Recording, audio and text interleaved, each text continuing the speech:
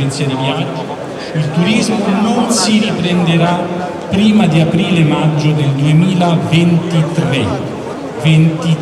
Tutta quella che la filiera del turismo dovrebbe essere coccolata, dovrebbe essere curata, dovrebbe il governo venire dalle aziende, dai ristoratori, dagli ambulanti, dagli NCC, da tutti quelli che fanno parte in un modo o nell'altro nella filiera del turismo e chiedere di che cosa avete bisogno, come vi possiamo aiutare.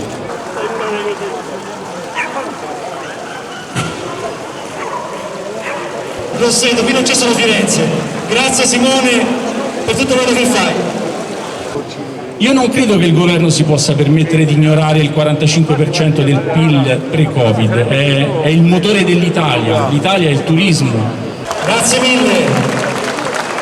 Do la parola a Simone Cianderini, il nostro direttore regionale, uno che ha il coraggio di chiudere il suo ristorante